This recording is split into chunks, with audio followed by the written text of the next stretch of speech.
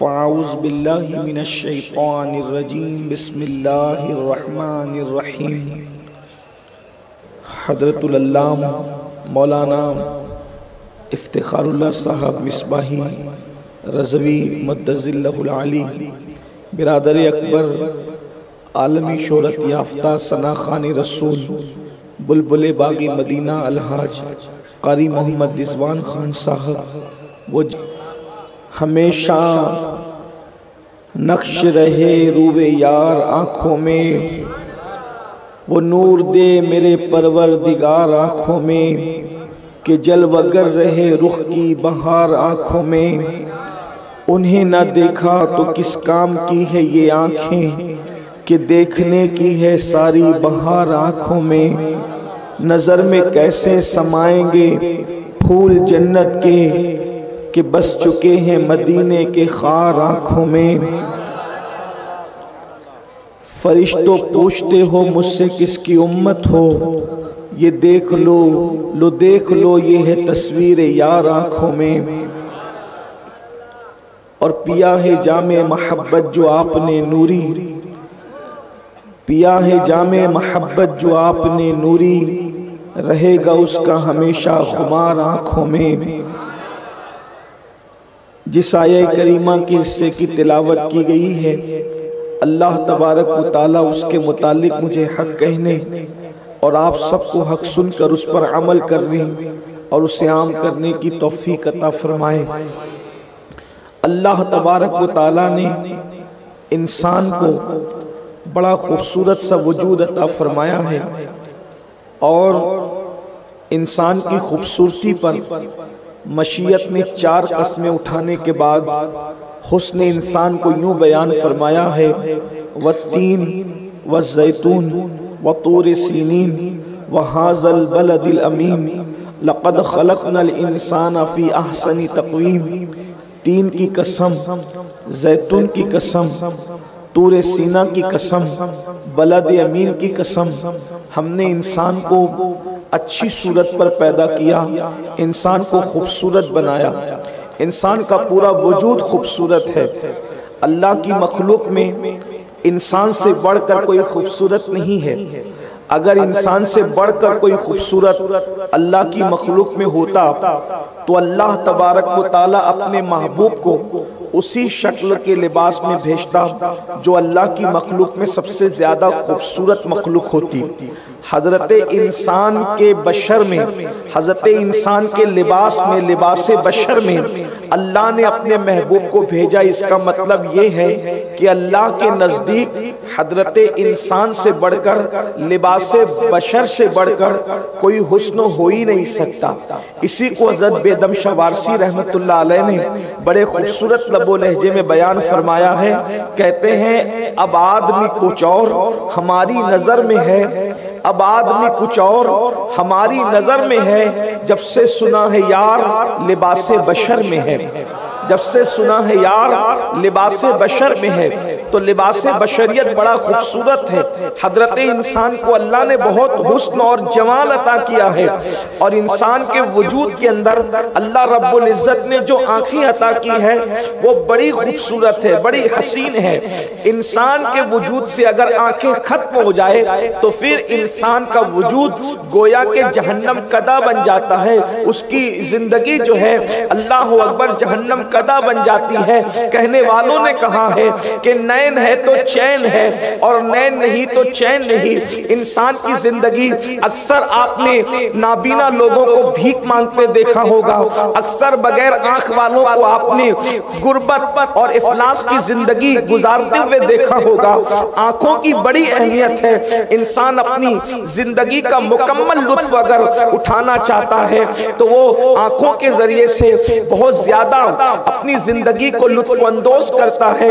اس لیے کہ راستہ چلنا ہے تو آنکھوں کی ضرورت، علم حاصل کرنا ہے تو آنکھوں کی ضرورت، کوئی کام کرنا ہے تو آنکھوں کی ضرورت۔ آنکھ انسان کے لیے بہت اہم ہے۔ اگر انسان کی آنکھیں نہ ہو تو اس کی زندگی کا عجیب حال ہوتا ہے، وہ زندگی کا مکمل لطف حاصل نہیں کر سکتا۔ لیکن آنکھیں ہی ہیں اللہ اکبر جو انتہائی توبہ شکن بھی ہے، آنکھیں ہی ہے جو فتنہ پرور بھی ہے، آنکھیں ہی ہے جو انسان کو جہنم کی راہ پر لے جانے والی بھی ہے۔ آنکھیں نہ ہو تو زندگی جہنم نشان بنتی ہے، اور اگر آنکھوں کا غلط استعمال کیا جائے، آنکھوں کا مس یوز کیا جائے، تو پھر یہ آنکھیں ہی انسان کو جہنم کی طرف لے کر کے جاتی ہے۔ اللہ رب العزت کا فرمان ہے، قل، اے محبوب آپ فرما دیجئے۔ کس کو فرمائیے؟ قل للمؤمنین یغضوا من ابصارہم، مومنوں سے آپ فرمائیں، ایمان والوں سے فرمائیں، اپنے غلاموں سے فرمائیں کہ وہ اپنی نگاہوں کو نیچی رکھیں، اپنی نگاہوں کی حفاظت کریں۔ آج دنیا کے اندر بیشتر گناہ جو انجام دیے جا رہے ہیں، یا لوگ گناہوں کے دلدل کے اندر دھستے چلے جا رہے ہیں، اس کی سب سے بڑی وجہ آنکھوں کا غلط استعمال ہے، آنکھوں کا مس یوز ہے۔ اللہ اکبر، ایک انسان آنکھوں کا غلط استعمال کرتا ہے، عبادت کی لذت سے محروم کر دیا جاتا ہے۔ اللہ اللہ، حضرت سید الطائفہ طاؤس العلماء جنید بغدادی رضی اللہ تعالیٰ عنہ کی بارگاہ میں ایک شخص آیا اور کہنے لگا، حضور کیا بات ہے، مجھے عبادت کی لذت میسر نہیں آتی، عبادت میں مجھے لذت نہیں آتی، جب عبادت کے لیے کھڑا ہوتا ہوں تو بے چین اور بے قرار ہوتا ہوں، جلدی سے وہاں سے ہٹنے کی کوشش کرتا ہوں، بھاگنے کی کوشش کرتا ہوں۔ بیشتر انسانوں کی یہ کیفیت ہے، مسجد کے اندر ان کو چین نہیں آتا، فلم خانوں میں تو اطمینان سے بیٹھتے ہیں، جوا خانوں میں تو اطمینان سے بیٹھتے ہیں، لیکن اللہ کے گھر میں اگر بیان لمبا ہو جائے تو بار بار گھڑی دیکھتے ہیں، تلاوت لمبی ہو جائے تو مسجد بدل دیتے ہیں۔ یہی حال اوروں کا بھی ہے۔ ایک جوان نے سید الطائفہ کی بارگاہ میں کہا، عبادت میں لذت کیوں نہیں آتی؟ تو سید الطائفہ ارشاد فرماتے ہیں، شاید تو نے کسی زانی کی آنکھوں میں جھانک لیا ہے، یہ اسی کی نحوست ہے کہ اللہ نے تیری عبادت سے لذت کو چھین لیا ہے۔ اندازہ فرمائے، اگر کسی زانی کی آنکھ میں جھانک لیا جائے تو اللہ عبادت کی لذت کو چھین لیتا ہے، تو جو آنکھیں خود زنا کرتی ہو، جو آنکھیں خود زانی ہو، ان آنکھ والوں کو عبادت کی لذت کیسے میسر آ سکتی؟ اللہ کے رسول صلی اللہ علیہ وآلہ وسلم ارشاد فرماتے ہیں، آنکھ بھی زنا کرتی ہے، آنکھیں بھی زانی ہوتی ہیں۔ صحابہ کرام نے عرض کیا، یا رسول اللہ صلی اللہ تعالی علیہ وآلہ وسلم، آنکھیں کیسے زنا کر سکتی ہے، اور آنکھوں کے زنا کا مطلب کیا ہے؟ تو اللہ کے حبیب صلی اللہ علیہ وآلہ وسلم ارشاد فرماتے ہیں کہ جب انسان نامحرم عورتوں کو غلط نیت کے ساتھ تکتا ہے تو یہ آنکھوں کا زنا ہے، اور اللہ کے حبیب صلی اللہ علیہ وآلہ وسلم ارشاد فرماتے ہیں کہ جو آنکھیں کسی اجنبی عورت کو تکتی ہے اور غلط نیت سے تکتی ہے اور پاپ کی نیت سے تکتی ہے، قیامت کے دن ان آنکھوں کے اندر آگ کی سلاخیں ڈالی جائے گی، ان کو آگ کا سرما پہنایا جائے گا۔ اللہ اکبر، میرے پیارے آقا صلی اللہ علیہ وآلہ وسلم کے پیارے دیوانوں، اندازہ فرمائیں آج ہم اپنی آنکھوں کو کہاں استعمال کرتے ہیں؟ آج زیادہ تر نوجوان جوانی کے غرور میں، جوانی کے نشے میں، جوانی کے گھمنڈ میں، اللہ اکبر، آنکھوں کو بالکل آوارہ کر چکے ہیں۔ آنکھیں جو دیکھ رہی ہے دیکھ رہی ہے، کبھی پکچر کے پوسٹر، کبھی گندی فلمیں، کبھی عورتوں پر بدنگاہی، حتیٰ کہ محلے والی خواتین کو گھر میں جو اللہ اکبر، کبھی سالی، کبھی بھاوج، اللہ اللہ، اسی طریقے سے اجنبی عورتوں کو جو جن کے ساتھ پردہ کرنا فرض ہے، اللہ اکبر، ان لوگوں پر بدنگاہی کرنا آج گناہ ہی نہیں سمجھا جاتا۔ میرے پیارے آقا صلی اللہ علیہ وآلہ وسلم کے پیارے دیوانوں، حضرت سیدنا عیسیٰ علیہ نبینا علیہ السلام ارشاد فرماتے ہیں آنکھوں کی حفاظت کرو، اس لیے کہ جو آنکھوں کی حفاظت نہیں کرتا ڈر ہے کہ وہ زنا میں مبتلا ہو جائے۔ اکثر لوگ زنا کے راستے پر آنکھوں ہی کی وجہ سے چل کر کے جاتے ہیں، یعنی پہلے آنکھیں بہکتی ہیں، انسان کی پہلے آنکھیں بہکتی ہیں، اس کے بعد اس کا دل بہکتا ہے، اور پھر سطر اس دل کے غلط خیال کی ترجمانی کرتا نظر آتا ہے۔ امام اہل سنت سیدی اعلیٰ حضرت امام احمد رضا خان محدث بریلوی رحمت اللہ تعالی علیہ کے بچپن کا واقعہ ہے۔ 4 یا 5 سال کی عمر رہی ہوگی، لمبا سا کرتا پہنا تھا اور فائشہ عورتیں محلے سے گزر رہی تھی، آپ نے کرتا اٹھا کر کے چہرے پہ ڈال لیا۔ کسی خاتون نے اللہ اکبر فحش گفتگو کرتے ہوئے کہا شہزادے، اس لیے کہ ایک علمی خاندان تھا، خاندان کا علمی وقار تھا، کرتا جب چہرے پہ ڈال لیا آنکھوں کو چھپا لیا، کہا شہزادے کرتا تو آنکھوں پر رکھ لیا ہے، ذرا سطر کی بھی خبر لیجئے۔ 4-5 سال کے امام اہل سنت نے ارشاد فرمایا پہلے آنکھیں بہکتی ہے تب دل بہکتا ہے پھر سطر بہکتا ہے، ہم نے پہلے زینے پر ہی جو ہے پہرا بٹھا دیا ہے، نہ آنکھیں بہکے گی نہ دل بہکے گا نہ سطر بہکے گا۔ اس طرح سے جو انسان اپنی آنکھوں پہ کنٹرول کر لیتا ہے اللہ اکبر وہ بدی اور بدکاری سے محفوظ ہو جاتا ہے۔ میرے پیارے آقا صلی اللہ علیہ وآلہ وسلم کے پیارے دیوانوں، کبھی کبھی بد نگاہی انسان کو کفر تک لے جاتی ہے۔ اللہ اکبر، آج میری قوم کے جوان گناہوں سے نکل کر فسق و فجور کی طرف، فسق و فجور سے اور آگے بڑھ کر اب معاذ اللہ کفر شرک کی طرف بھی بڑھتے جا رہے ہیں۔ اللہ اکبر، یہ ناجائز دوستیاں، یہ لڑکیوں کے ساتھ رنگریلیاں، یہ گناہوں کا ماحول، یہ زیادہ تر آنکھوں کے غلط استعمال کی وجہ سے ہے۔ یاد رکھنا اور اچھی طرح یاد رکھنا، فحش باتیں دیکھنے والوں، فحش باتیں کرنے والوں، اللہ کے حبیب صلی اللہ علیہ وآلہ وسلم ارشاد فرماتے ہیں جو اپنی زبان سے فحش بات کرے گا، اگر اس فحش بات کو میں موجودہ دور میں کسی کے جملے کی ترجمانی کروں تو یہ کہہ سکتا ہوں جسے آپ اپنی زبان میں اورل سیکس کہتے ہیں، اس کو فحش بات کہا گیا۔ فحش بات جو اپنی زبان سے کرے گا، جسے آپ لوگ اپنی زبان میں اورل سیکس کہتے ہیں، اللہ کے رسول علیہ السلام فرماتے ہیں قیامت کے دن وہ کتے کی شکل میں لایا جائے گا، کتے کی شکل میں۔ اندازہ کریں فون پر گندی گفتگو، فحش گفتگو کرنے والوں، آنکھوں سے فحش دیکھنے والوں، اور دوسرے مقام پر یہاں تک فرمایا کہ فحش گفتگو کرنے والے کو کتے کے پیٹ میں لایا جائے گا، اسے کتے کے پیٹ میں لایا جائے گا۔ سوچو آج اس کو گناہ نہیں سمجھا جاتا، آج اس کو برائی نہیں سمجھا جاتا، نہ فحش گفتگو کرنے کو نہ فحش دیکھنے کو، فحاشی عام ہو رہی ہے، بدکاری عام ہو رہی ہے، اس سے ایمان کو بھی زوال آ سکتا ہے۔ آئیے میں آپ کے سامنے ایک بہت بڑے محدث کی گفتگو پیش کروں۔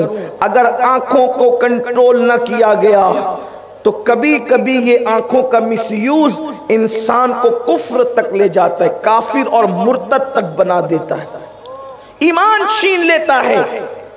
اس لیے اللہ کے رسول صلی اللہ علیہ وآلہ وسلم نے اتنی عظیم ترین ہستی باب مدینۃ العلم سید السادات مولائے کائنات سیدنا علی کرم اللہ تعالی وجہہ الکریم سے مخاطب ہو کر کے ارشاد فرمایا علی اگر کسی عورت پر نظر پڑ جائے پہلی نظر تو معاف ہے لیکن پھر اس پر نظر جمائی نہ جائے بلکہ فوری طور پر اپنی نظر کو وہاں سے پھیر لیا جائے۔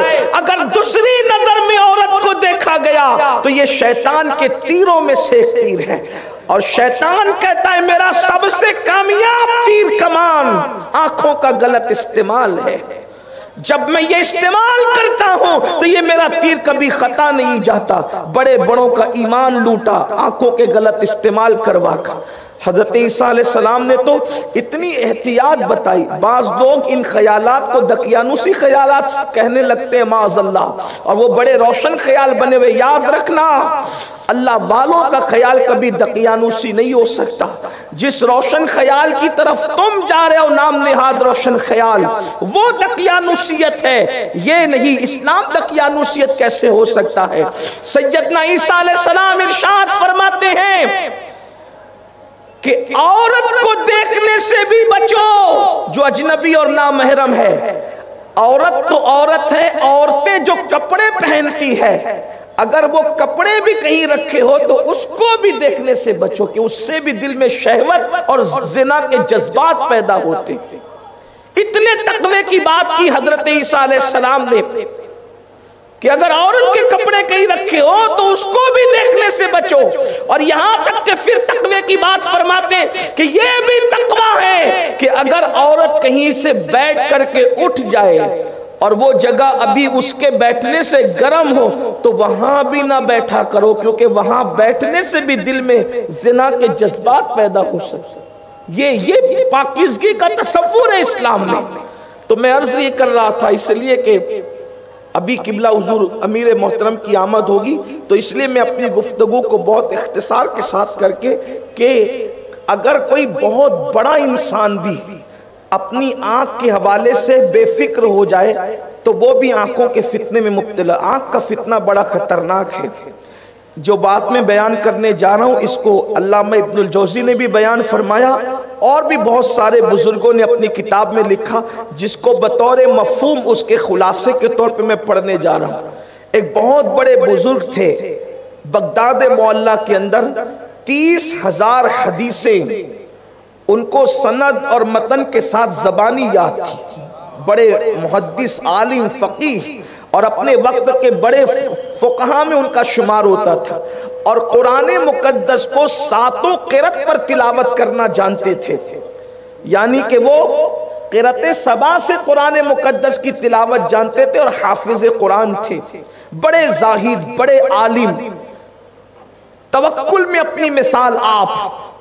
ابھی بغداد معلیٰ کی سرزمین، بغداد شہر ابھی بسا ہی تھا، بہت عرصہ نہیں ہوا تھا اس کو بسنے، نیا نیا بسا تھا بغداد معلیٰ.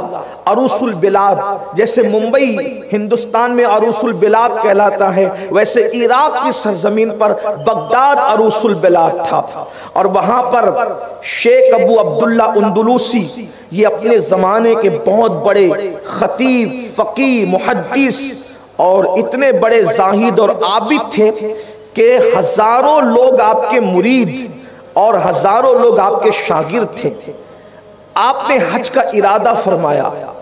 حج کے ارادے کا جیسے لوگوں کو علم ہوا، لوگ جوک در جوک آپ کے ساتھ حج کرنے کی تمنا میں آپ کے ساتھ ہونے لگے. آپ نے فرمایا میرے ساتھ حج وہی کرے گا جو مکمل توکل کے ساتھ نکلے.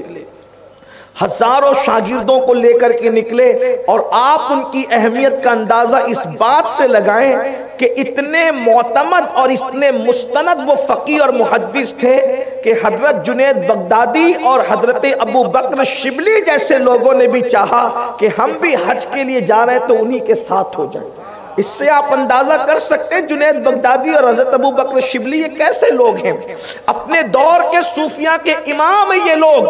اللہ رب العزت نے ان کو کتنی بلندی عطا کی ہے. سرکار غوث اعظم اور سرکار غریب نواز کے شیوخ اور مشائخ میں ان کا وہ نام آتا. یہ وہ ہستیاں ہیں. تو شیخ ابو عبداللہ اندلوسی جیسے فقیہ اور وہ محدث کے ساتھ انہوں نے سوچا کہ ہم بھی حج کے لیے نکل جائیں. یہ قافلہ چلا، چلچلا دھوپ تھی. جیسے یہ قافلہ نکلا تو پانی کی پیاس کا احساس لوگوں کو ہوا. شیخ نے اتنے توکل کی بات کی تھی کہ لوگ مشکیزیں بھی ساتھ نہ رکھیں، اللہ کی راہ میں نکلے تو پھر اسی شان سے نکلے. اپنا انداز تھا ان کا. حالانکہ بہترین توشہ تقوی کا توشہ ہے، پرہیزگاری کا توشہ ہے. نکلے اس تقوی اور پرہیزگاری اور توکل کے توشے کے ساتھ. ایک جگہ ایک علاقے میں گئے تو اس بستی میں دیکھا کہ لوگ شرک میں گرفتار ہے اور کوئی آنکھ کی عبادت کر رہا ہے، کوئی سلیب کی عبادت کر رہا ہے، کوئی کچھ کر رہا ہے، کوئی کچھ کر رہا ہے. شیخ نے یہ سب منظر دیکھا اور اس کے بعد آگے بڑھے. شاگردوں نے کہا کہ ہمیں پیاس بھی لگی اور چلچلاتی دھوپ بھی ہے، اگر یہاں پر دوپہر میں قیام کر لیا جائے تو شام کے وقت روانہ ہو جائیں. شیخ ابو عبداللہ نے کہا کہ بہت اچھی بات ہے.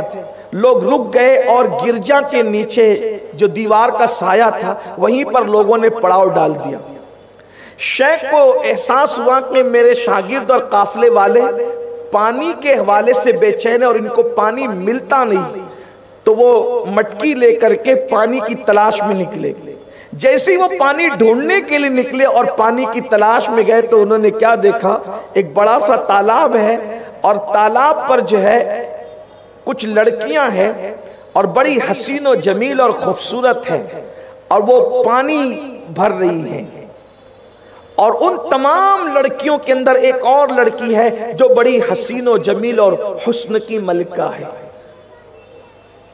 ان کی نظر اس لڑکی پہ پڑی، وہ تو پانی ہی بھول گئے۔ حکم تھا کہ اگر کسی عورت پر پہلی نظر پڑے تو نظر جھکا لو۔ ان سے یہ چوک ہو گئی، بھول ہو گئی کہ انہوں نے اتنے متقی، پرہیزگار، پاک باز، عابد، زاہد ہونے کے باوجود بھی اس لڑکی کو وہ تکتے رہ گئے۔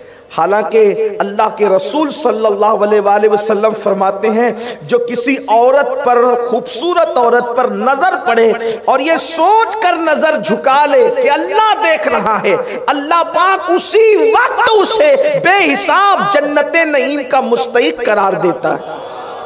جنت نعیم اس کے مقدر میں بے حساب لکھ دی جاتی ہے۔ لیکن بہرحال انہوں نے دیکھ لیا، دیکھا، اور دیکھنے کے بعد دل میں عشق کی آگ بھڑک اٹھی۔ اللہ رب العزت سب پر رحم فرمائے۔ حضرت داؤد علیہ السلام اپنے بیٹوں کو فرمایا کرتے تھے، میرے بیٹو، شیر کے پیچھے بھاگنا پڑے چلے جاؤ، ناک کے پیچھے جانا پڑے چلے جاؤ، کبھی خوبصورت عورت کے پیچھے نہ جانا، اس لیے کہ ناک ڈسے گا تو جان جانے کا خطرہ ہے، حسن نسواں ڈسے گا تو ایمان جانے کا خطرہ ہے۔ یہ وہ ڈسن ہے جس سے ایمان جانے کا خطرہ ہے۔ آج میری قوم کے جوانوں کو اسی راہ پر لا کر ڈال دیا گیا۔ فلموں میں لڑکی بے نقاب، بے حجاب، حتیٰ کہ ننگی کی جا رہی۔ سب سے زیادہ فلم وہ دیکھی جاتی ہے جس کے اندر ننگا پن زیادہ ہوتا ہے، عریانیت زیادہ ہوتی ہے، سب سے زیادہ وہ تصویریں دیکھی جاتی ہے۔ اللہ اکبر۔ شیخ عبداللہ موسوی تو یہاں تک فرماتے ہیں جو عورتوں کو دیکھنے کا عادی ہوگا پاپ کی نظر سے، اسے تیار رہنا چاہیے کہ مرتے وقت اس کی زبان پہ کلمہ جاری نہیں ہوگا، اس کی زبان پہ موت کے وقت کلمہ طیبہ جاری نہیں ہوگا۔ اندازہ کریں جو عورتوں کی صورت اور چہرے دیکھیں مرتے وقت اس کی زبان پہ کلمہ جاری نہیں ہوگا۔ جو زنا ہوتے ہوئے دیکھ رہا ہے فلموں کے اندر، اس کا موت کے وقت حال کیا ہوگا، اس کی کیفیت کیا ہوگی۔ میری قوم کے جوانوں، یہ جوانی ہمیشہ نہیں رہے گی۔ میری قوم کے جوانوں، یہ زندگی کی رنگ ریلیاں ہمیشہ نہیں رہے گی۔ میری قوم کے جوانوں، یہ عیش و عشرت کدے ہمیشہ نہیں رہیں گے، یہ تام جھام ہمیشہ نہیں رہے گی۔ یہ دنیا ہے، دنیا، اس دنیا کے اندر کوئی ہمیشہ رہنے نہیں آیا۔ یہ دنیا چند دن کی ہے، چند لمحے کی ہے۔ اللہ اکبر۔ میرے آقا صلی اللہ علیہ وآلہ وسلم کے دیوانوں، دنیا کے فریب میں نہ آؤ، دنیا کے دھوکے میں نہ آؤ۔ دنیا تمہیں اغوا کرنا چاہتی ہے، دنیا فکر کو اغوا کرنا چاہتی ہے۔ تم محمد الرسول اللہ کے غلام ہو، اپنی آنکھوں کی حفاظت کرو، اپنی آنکھوں کو تحفظ فراہم کرو۔ اللہ اکبر۔ آنکھوں کا غلط استعمال انسان کو کیسے کیسے بڑے انسانوں کو کہاں تک لے جا رہا ہے۔ اللہ اکبر، اللہ اکبر۔ شیخ ابو عبداللہ اس لڑکی کو دیکھ کر چند لڑکیوں سے سوال کرتے ہیں، یہ لڑکی جو اتنی خوبصورت ہے یہ کس کی لڑکی ہے؟ تو کہا کہ یہ شہر کے سب سے امیر ترین انسان اور مذہب عیسائیت کا جو بہت بڑا رہنما ہے اس راہب کی بیٹی ہے۔ تو کہا اتنی خوبصورت ہے، حسین ہے، جمیل ہے، اس کے باوجود اس کے باپ نے اس کو ذلیل کیسے کیا کہ اس کو پانی بھرنے بھیج دیا؟ کہا اس کے باپ نے ذلیل نہیں کیا، اس کے باپ بڑا ہوشیار ہے، اس کی تربیت کے لیے بھیجا ہے تاکہ وہ کام دھام سیکھے کہ اپنے سسرال میں جا کر کے وہ رسوا نہ ہو، ذلیل نہ ہو۔ ذلیل نہیں کیا بلکہ اس کی تربیت کا یہ ایک اصول ہے کہ اس نے اس کو کام پر لگا رکھا ہے۔ جب آنکھیں چار ہوئی اور لڑکی کو تکتے رہ گئے تو وہیں سر پکڑ کے بیٹھ گئے، نہ کھاتے ہیں، نہ پیتے ہیں، نہ سوتے ہیں، مگر ان 3 دنوں میں بھی جب نماز کا وقت آتا تھا تو نماز پڑھ لیتے تھے اور اس کے بعد پھر ویسے سر پکڑ کر بیٹھتے تھے۔ حضرت سیدی شیخ ابو بکر شبلی فرماتے ہیں یہ ہمارے سلسلے قادریہ کے مرشدوں میں سے ہے جن کے بارے میں ہم شجرے میں یوں پڑھتے ہیں: بحر شبلی شیر حق دنیا کے کتوں سے بچا، ایک کارک عبد واحد بے ریا کے واسطے۔ اللہ اکبر۔ ان کے پیر و مرشد سید الطائفہ جنید بغدادی نے آپ سے فرمایا بہت دیر ہو گئی بیٹا، شیخ کو جائے ہوئے ذرا خبر لاؤ۔ جب وہ تشریف لائے تو دیکھا کہ شیخ تو سر پکڑ کے بیٹھے ہیں، وہ عابد زاہد متقی پرہیزگار۔ جب شیخ کے پاس پہنچے، اتنے متقی کے پاس، شیخ ابو بکر شبلی کہنے لگے شیخ کیا بات ہے؟ شیخ نے بات کہہ دی کہ حضرت کیا کروں کہ میں اپنے دل کے ہاتھوں ناکام ہو گیا ہوں۔ ایک لڑکی پر نظر پڑی، مجھے چاہیے تھا کہ نظر جھکا لیتا، فتنے سے بچ جاتا، ٹک ٹکی باندھ کر دیکھتا رہا۔ اب حال یہ ہے کہ مجھے اس سے محبت ہو گئی، اس سے پیار ہو گیا، اور اب میں جو ہے اس کے بغیر نہیں رہ سکتا، میں اس سے شادی کروں، نکاح کروں اس سے۔ آپ نے فرمایا ایک عیسائی لڑکی سے تم نکاح کرو گے؟ ایک عیسائی لڑکی سے تم نکاح کرو گے، اس سے شادی کرو گے؟ تو کہا میں کیا کروں، مجھے کچھ سمجھ میں نہیں آ رہا ہے۔ تو پوچھا حضرت شیخ شبلی نے تمہیں 30,000 حدیثیں زبانی یاد تھی، کتنی حدیثیں یاد رہ گئی ہیں؟ کہا سب بھول گیا ہوں، صرف ایک حدیث یاد ہے، ایک لڑکی کو دیکھنے کا وبال، کسی لڑکی پر پاپ کی نظر ڈالنے کا وبال۔ کہتے ہیں کہ 30,000 کے 30,000 بھول گیا، صرف ایک حدیث یاد رہی، اور وہ یہ حدیث کا مفہوم یہ ہے جو اپنا دین بدل دے اس کو دنیا میں رہنے کا کوئی حق نہیں۔ کہ ساتوں قرأت سے قرآن یاد کیا تھا، حفظ کیا تھا، کتنی آیتیں رہ گئی؟ کہ 2 آیتوں کے سوا کوئی آیت یاد نہیں، سب بھول گیا، کچھ یاد نہیں ہے۔ اب کیا ارادہ ہے؟ کہا کہ تم لوگ جاؤ حج کے لیے، میں نہیں آتا۔ سفر حج سے رک گئے، سفر حج سے رک گئے۔ دنیا یوں ہی نہیں عورتوں کو ننگا کر رہی ہے، دنیا یوں ہی نہیں مردوں کو معاذ اللہ کبھی فیشن کے نام پہ، کبھی کسی نام پہ، کبھی کسی نام پہ عورتوں کی محبت میں مبتلا کر کے یوں ہی مشن سے نہیں ہٹا رہی ہے، مقصد سے نہیں ہٹا رہی ہے۔ دنیا جانتی ہے جس دن مسلم امہ کے جوان اپنے مقصد کو پہچان لیں گے، اس دن دنیا کی کوئی طاقت ان کو زیر نہیں کر سکتی۔ اس لیے ان کو شراب و شباب میں مبتلا کر کے اپنے مقصد سے بیگانہ کر دو، تاکہ یہ اسی کے اندر جو ہے وہ اللہ اکبر ٹامکٹوئیاں کرتے رہے اور اپنے مقصد کو کبھی پہچان نہ سکے۔ مگر اے مسلم جوان، اپنی ذمہ داری کا احساس کر، اپنے کردار کو پاکیزہ کر، اپنی نگاہوں کو پاکیزہ کر، اپنے دل میں سوز پیدا کر، اپنی نگاہوں میں پاکیزگی پیدا کر، اپنے خیال کی تطہیر کر۔ اللہ اکبر، دیکھ تو صحیح کہ کیسے بڑے بڑے کس طرح گندگی کے اندر اللہ اکبر ملوث ہوئے، صرف نگاہوں کی پاکیزگی نہ ہونے کی بنیاد پر، نگاہوں پہ کنٹرول نہ ہونے کی بنیاد پر، نگاہوں کی حفاظت نہ ہونے کی بنیاد پہ شیخ ابو بکر کو کہتے ہیں آپ لوگ جائیں اور حج کریں۔ اللہ اکبر۔ اور پھر یہ اس راہب کے پاس جا کر کے کہتے ہیں شیخ عبداللہ اذان کا جواب دے دیں، پھر اس کے بعد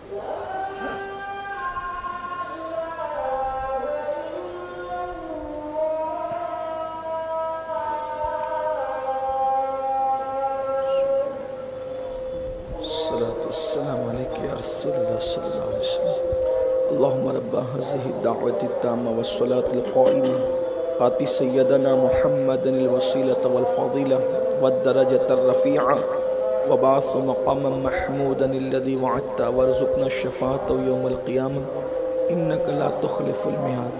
الصلاة والسلام عليك يا رسول الله لا وسیلۃ الا انت یا حبیب اللہ صلی اللہ تعالیٰ علیہ. مختصر سا اعلان سماعت فرمائیں. کراؤڈ بہت زیادہ ہے اور روڈ پر بھی کافی پبلک کھڑی ہے. میں گزارش کروں گا اپنے بھائیوں سے جو حضرات پیچھے ہیں کھڑے ہو جائیں اور کافی تعداد میں لوگ کھڑے ہیں ان کو اندر آنے کی جگہ دیں. بیچ میں بھی کافی جگہ خالی, آپ حضرت قریب سے قریب آ جائیں برائے کرم. ابھی کافی پبلک آنے والی ہے. حضور امیر سنی دعوت اسلامی کا بھی خطاب ہوگا. مجمع کافی ہو چکا ہے, آپ حضرات آگے تشریف لیں. الحمدللہ آپ کے دائیں سائڈ میں بھی جگہ خالی ہے, پترے کے اس طرف بھی جگہ خالی ہے. جو حضرات باہر ہیں اس طرف چلے جائیں. اور میرے دائیں طرف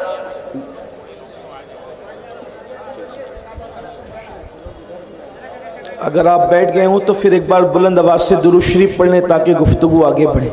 اللہم صلی علی سیدنا و مولانا محمد معدن الجود والکرم والہ الکرام وابنہ الکریم و امتہ الکریمہ یا اکرم الاکرمین وبارک وسلم صلاۃ و سلام علیک یا جد الحسن والحسین وعلی آلک و اصحابک یا جد الغوث الثقلین. ایک بار پھر بلند آواز سے درود شریف پڑھنے. اللہ رب محمد صلی اللہ علیہ وسلم نحن عباد محمد صلی اللہ علیہ وسلم وعلا ذوی و آلہ ابد الدہور وکرم صلاۃ و سلام علیک یا جد الحسن والحسین. ایک بار پھر درود شریف پڑھیں. صلی اللہ علی النبی المی و آلہ و صحبہ وبارک وسلم صلاۃ و سلام علیک یا جد الحسن والحسین وعلا آلہ و اصحابک یا جد الغوث الثقلین. تو عرض یہ کر رہا تھا کہ شیخ ابو عبداللہ نے حضرت شیخ ابو بکر شبلی سے کہا کہ جاؤ, میں حج کو اب نہیں آتا, تم لوگ جاؤ. آپ حج سے رک گئے. بدنگاہی کا وبال, آنکھوں کے غلط استعمال کا وبال, حج سے رک گئے.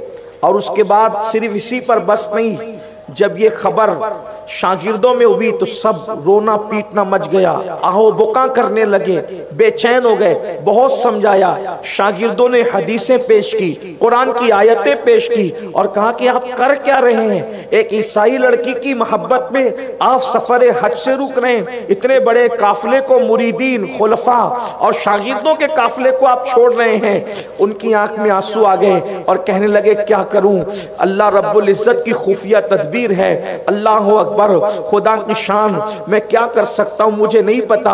اللہ نے مجھے کس آزمائش میں مبتلا کر دیا, کس آزمائش میں گرفتار فرما دیا. اور اس کے بعد پھر وہ روتے پیٹتے چیختے چلاتے رہ گئے. اور ادھر شیخ عبداللہ ابو عبداللہ اس عیسائی راہب کے پاس گئے اور وہاں پر جانے کے بعد کہنے لگے کیا یہ لڑکی تمہاری ہے؟ اس نے کہا ہاں, میں چاہتا ہوں کہ اس کا نکاح میرے ساتھ کر دیا جائے. تو کون ہے؟ اللہ اکبر. انہوں نے اپنا تعارف کرایا. بغداد کا سب سے بڑا فقیہ, بڑا عظیم محدث. اللہ اکبر, اتنا سننا تھا. اس نے کہا میری بیٹی کا نکاح تو میں اسی کے ساتھ کروں گا, شادی اسی کے ساتھ کروں گا جس کو وہ پسند کر لیں. میں اس سے پوچھتا ہوں, اگر وہ اس پر راضی ہو جائے تو میں تیرے ساتھ اس کا نکاح کرنے کے لیے تیار ہوں. اللہ اکبر. یہ دروازے کے باہر کھڑے تھے, ادھر لڑکی سے, اندر اس کا باپ سوال کر رہا تھا. خوبصورت ہوشیار لڑکی نے کہا وہ مسلمان ہے, ہم عیسائی ہیں, اور میں اس کے ساتھ کیسے شادی کر سکتی ہوں؟ شادی کے لیے ایک ہی شرط ہے, اگر وہ عیسائیت کو قبول کر لے, اگر وہ نصرانیت کو قبول کر لے تو اس کے بعد میں اس کے ساتھ شادی کرنے کے لیے تیار ہوں. اللہ اکبر. ادھر اس لڑکی کی زبان سے نکلا اگر وہ عیسائیت کو قبول کر لے تو میں اس کے ساتھ شادی کرنے کے لیے تیار ہوں. ادھر اللہ, انہوں نے اپنی زبان سے کہہ دیا میں عیسائی ہو چکا ہوں, میں نے عیسائیت کو قبول کر لیا ہے. اللہ اکبر. یہ کتنی خوفناک منزل ہے, یہ کتنی دردناک منزل ہے. اللہ اکبر. زوال ایمان, بد نگاہی کا وبال, زوال ایمان, نگاہوں کے غلط استعمال کی سزا, ایمان کا چھین جانا. اللہ اکبر. میری قوم کے جوانوں, آپ کو اور ہمیں کون سمجھائے؟ آج ہم نے اپنی نگاہوں کو آوارہ کیا ہے, ہمارا کیا انجام ہوگا؟ وہ تو اتنے بڑے محدث تھے, اتنے इतने बड़े फकीह थे। अल्लाह अकबर। जब कहा ना कि मैंने ईसाइयत कबूल कर ली है, और उसके बाद वो लड़की ने बाहर आके कहा ईसाइयत तो तूने कबूल कर ली है, अगर तुम मेरे जिस्म की लज्जतें चक्कर फिर यहाँ से चला गया तो फिर मैं कहाँ जाऊंगी, इसलिए मेरी शर्त है कि मेरा महर ये होगा, महर में ये होगा कि 1 साल तक तुझे यहीं रहना होगा, और जो मैं सूअर चराती हूँ खिंजीर, तुझे वो सूअर मेरे साथ चराने पड़ेंगे। अल्लाह अकबर। उन्होंने कहा मुझे ये भी मंजूर है, मैं सूअर चराने के लिए तैयार हूँ, लेकिन तेरे बाप से इतनी बात कर ले कि वो जब मैं सूअर तेरे साथ चराया करूं और महर की अदायगी में सूअर चराऊं तो वो तुझे अपना चेहरा छुपाने के लिए ना कहे, बल्कि मैं तेरा चेहरा तकता रहूं। हर दुख सहेंगे, हर दुख झेल लेंगे, लेकिन तेरे चेहरे पे नकाब नहीं आना चाहिए। अल्लाह अकबर। अल्लामा इब्नुल जौज़ी लिखते हैं कि जिस असा के सहारे कभी सहारा लेकर हदीस पढ़ी जाती थी, जुमा के खुतबे दिए जाते थे, कुरान की आयतें जिस असा का सहारा लेकर के तिलावत की जाती थी, वास और नसीहत जिस असा को पकड़ करके की जाती थी, आज बदनिगाही ने अबू अब्दुल्ला को उस मकाम पर पहुंचाया कि उसी असा से वो सूअर के बच्चों को कवर कर रहे हैं, उन्हें समेट रहे हैं उसी असा से। ये हालत हो, ये कैफियत हो गई। ये आज बदनिगाही को मामूली गुनाह समझने वाले, बल्कि गुनाह भी ना समझने वाले कहां हैं? जरा सोचो और गौर करो। मेरे प्यारे आका सल्लल्लाहु अलैहि वसल्लम के प्यारे दीवानों, फिर क्या हुआ? अल्लाह अकबर।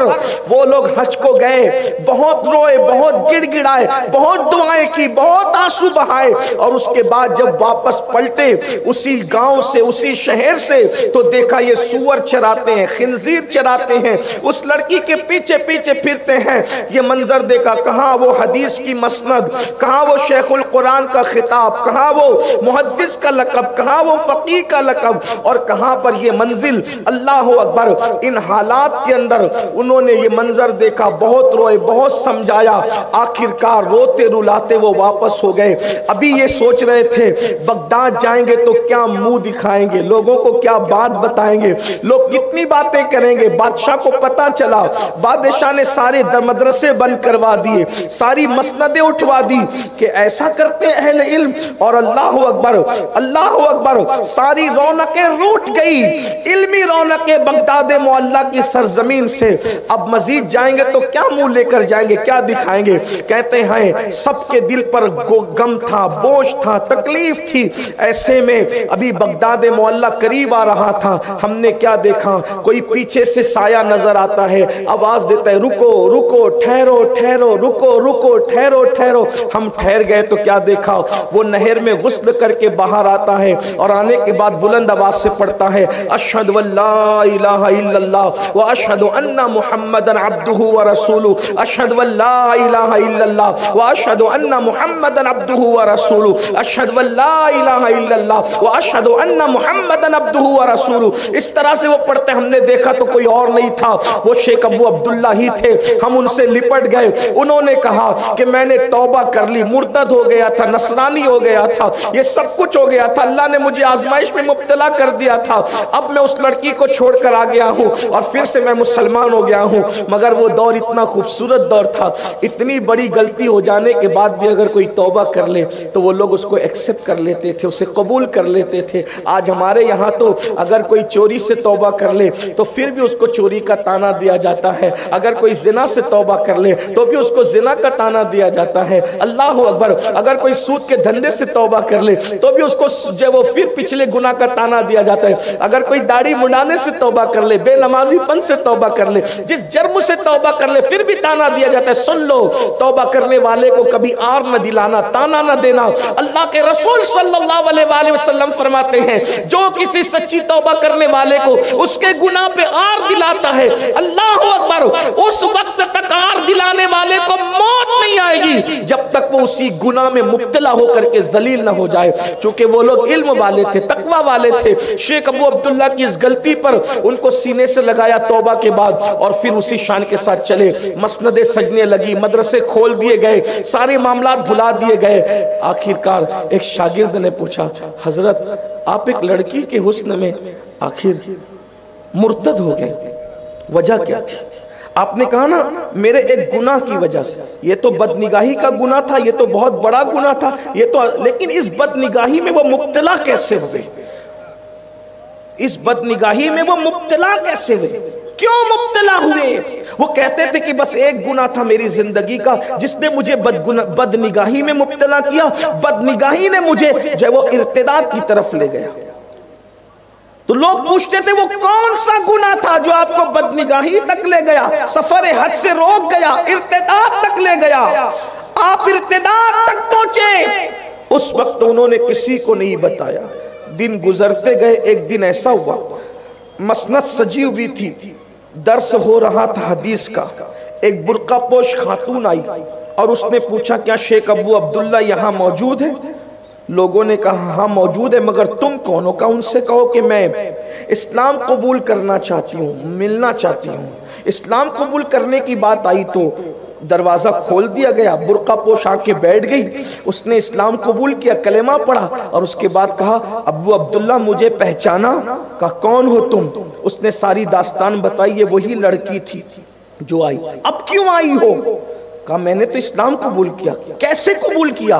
कहा कि आप जब मुझे छोड़कर चले गए तो मैंने ख्वाब में देखा सैयदुस सादात मौलाए कायनात सैयदना अली की ज़ियारत की और वो मुझसे कहते हैं ए लड़की दीन इस्लामी हक है, दीन इस्लामी हक है, दीन इस्लामी हक है। 3 बार उन्होंने कहा और कहा जा उसके हाथ पर जाकर इस्लाम कबूल कर ले। तो मैं आपके हाथ पर इस्लाम कबूल करने के लिए आई हूँ या रसूल, मैं आपके हाथ पर इस्लाम कबूल करने के लिए आई हूँ, मुसलमान हो गई हूँ। और मुझे ये भी कहा कि तेरी वजह से वो इतने बड़े फितने में मुब्तला हुआ, अब तू इस्लाम कबूल कर और जा करके उससे निकाह कर ले ताकि तेरा हुस्न भी उसको नसीब हो जाए। उसने जो किया था वो तो पूरा हो गया, उसके साथ अल्लाह अकबर खुफिया तदबीर कर ली गई, मगर तौबा के बाद अब उसको इनाम ये मिले कि तू जा करके उससे निकाह कर ले मुसलमान होकर। वो मुसलमान हो गई, निकाह हो गया। एक शागिर्द ने हजरत सिर्फ इबरत के लिए बता दें, हम किसी का मजाक उड़ाने के लिए नहीं, खोज और तजस्सुस के लिए नहीं, सिर्फ इबरत के लिए पूछना चाहते हैं आखिर कौन सा वो गुनाह था जो आपको बदनिगाही तक ले गया और बदनिगाही आपको कुफ्र और इर्तिदाद तक ले गई? तो फरमाते हैं जब हम सफर हज में चले थे और इस गांव में पहुंचे तो जो ये लड़की का गांव था उस गांव में पहुंचे थे तो लोगों को हमने कुफ्र और शिर्क करते देखा, कुफ्र शिर्क करते देखा। तो उस वक्त तो मेरे दिल में ख्याल आया कि मैं कितना बड़ा मुत्तकी हूँ, कितना बड़ा पारसा हूँ, कितना बड़ा इल्म वाला हूँ और ये सब बेवकूफ़ अहमक लोग शिर्क में मुब्तला हैं। मैं अपने तकवे पे घमंड कर रहा था और उन लोगों को गलत कामों से रोक नहीं रहा था।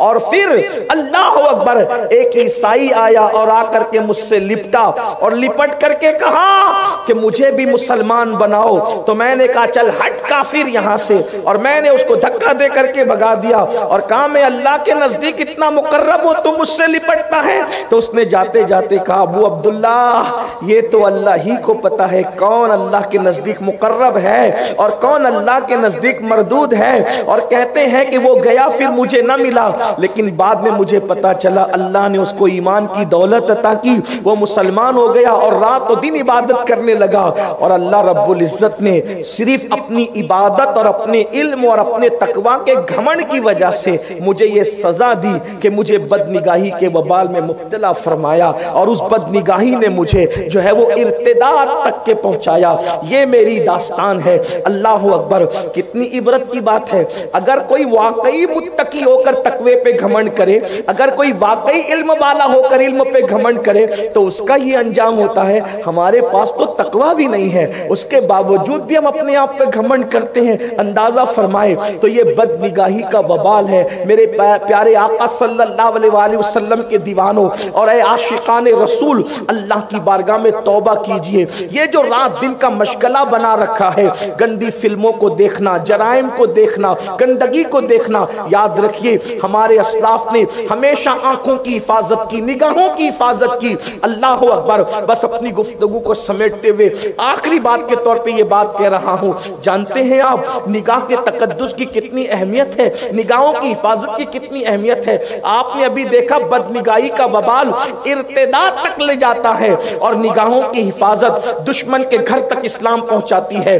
کہتے ہیں سرکار غریب نواز کا مبارک مہینہ چل رہا ہے، رجب شریف کا چاند نظر آ چکا ہے، ہندوستان کا سب سے بڑا داعی اعظم، ہندوستان کا سب سے بڑا مبلغ، ہندوستان کا سب سے بڑا داعی، 90 لاکھ کو ایمان کی دولت عطا کرنے والا، ہندوستان کا سب سے بڑا صوفی، نائب نبی فی الہند، عطائے رسول، جگر گوش ہے بطول، اللہ اکبر، جن کے بارے میں کہا جاتا ہے، صاحب سیر الاقتاب لکھتے ہیں کہ جب بارگاہ رسالت میں پہنچ کر کے آپ نے سلام کیا تھا تو جواب آیا تھا وعلیکم السلام یا قطب المشائخ بحر و بر، اے بحر و بر کے مشائخ کے قطب تم پر بھی سلام ہو۔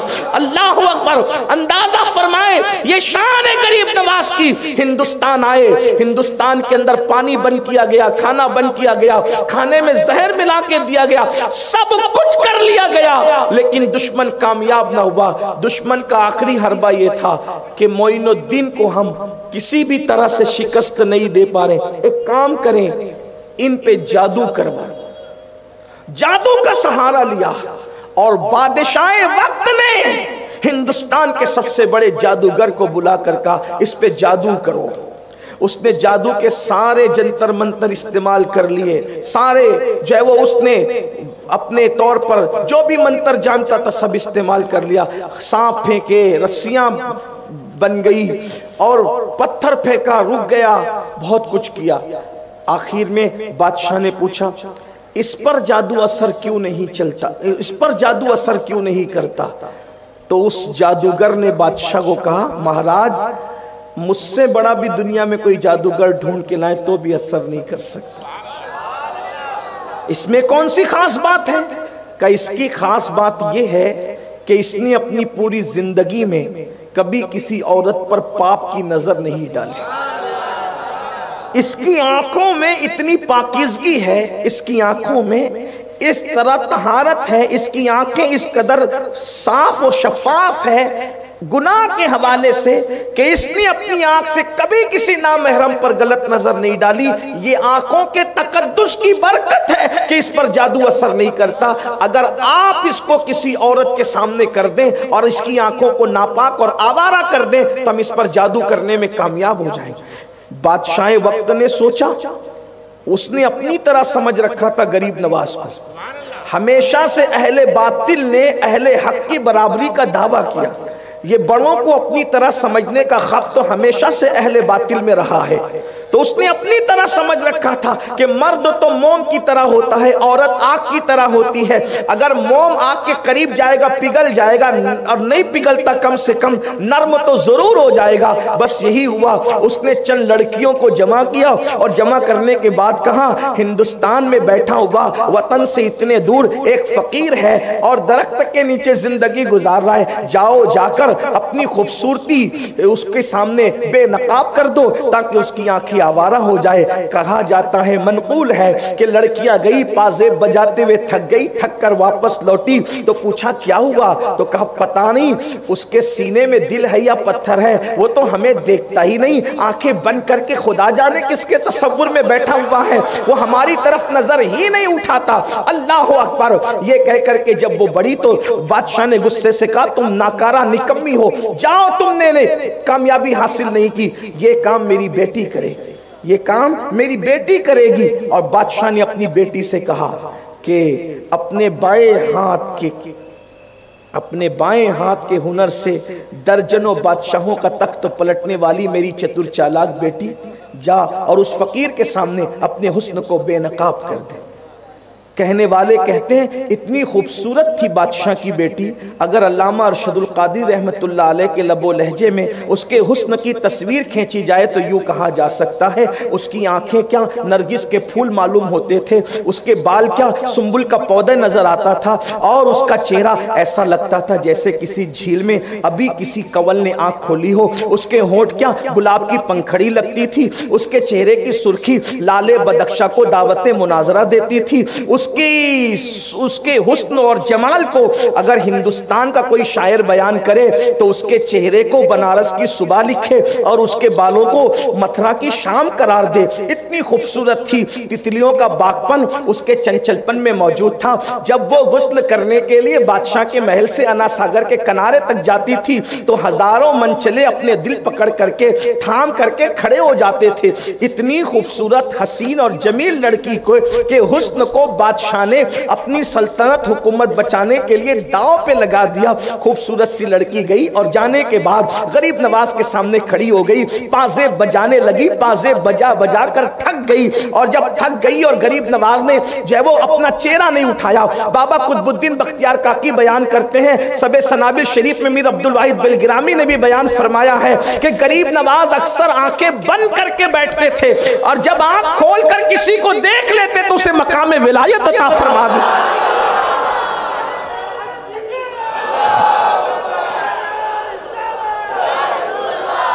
ان آنکھوں میں تاثیر کیا تھی کہ جس کو دیکھ لیا اس کو مقام ولایت عطا کر دیا. ایک جملہ یہاں پر میں مزید اضافہ کرنا چاہتا ہوں. جب غریب نواز کی نگاہوں کی تاثیر کا یہ عالم ہے کہ جس کو دیکھ لیتے ہیں مقام ولایت عطا کرتے ہیں, تو ان کے نانا جان محمد رسول اللہ کی نگاہوں کی تاثیر کا عالم کیا ہے.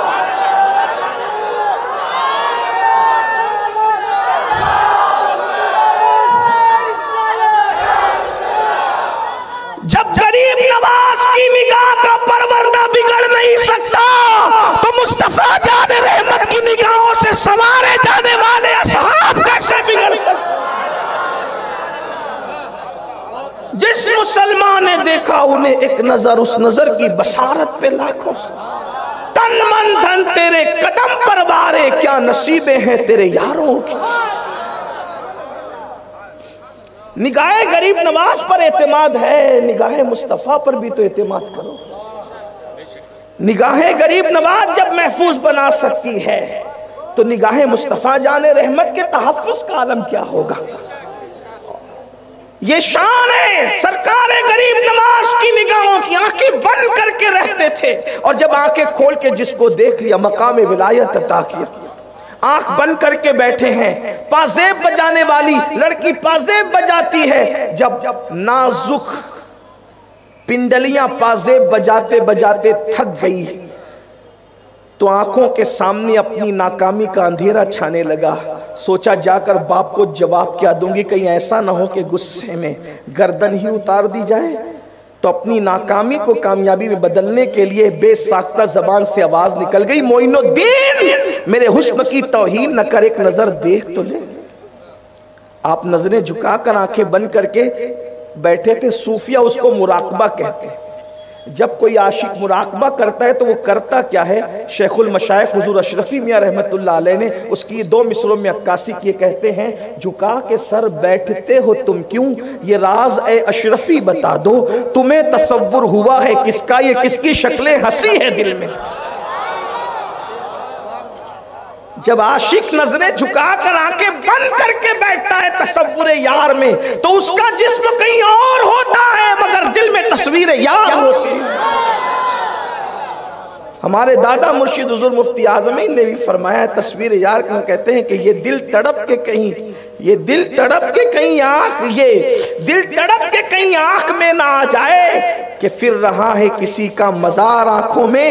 اور کہتے ہیں اور بڑے مزے میں کہتے ہیں کرم یہ مجھ پہ کیا ہے میرے تصور نے, کرم یہ مجھ پہ کیا ہے میرے تصور نے کہ آج کھینچ لی تصویر یار آ رہا, کہ آج کھینچ لی تصویر یار آنکھوں میں. اللہ اکبر. لیکن آنکھوں میں تصویر یار اسی کی کھنچتی ہے جس کی آنکھوں میں تقدس ہوتا ہے, جس کی آنکھوں میں پارسائی ہوتی ہے, جس کی آنکھوں میں حفاظت ہوتی ہے. لوگ کہتے ہیں ہم سے کوئی وظیفہ بتائیں حضور کا دیدار کریں. ہم نے کہا نگاہوں کے تقدس سے بڑھ کر بھی کوئی وظیفہ ہو سکتا ہے دیدار رسول کا, جو اپنی نگاہوں کو سب سے بند کر لے یار تو پھر اس کو ہر جگہ نظر آتا ہے.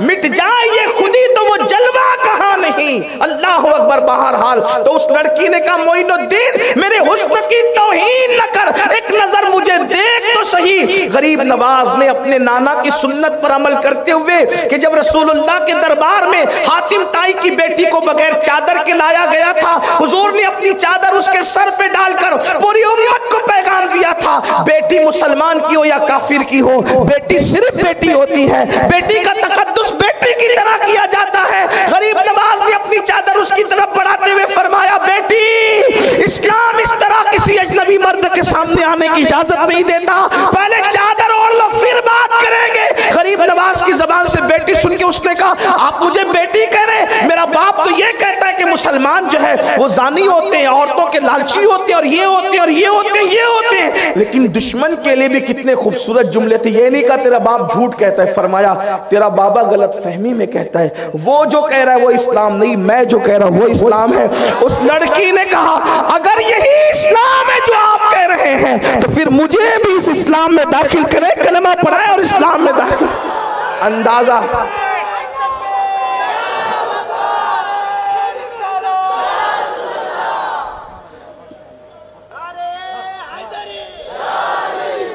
निगाह का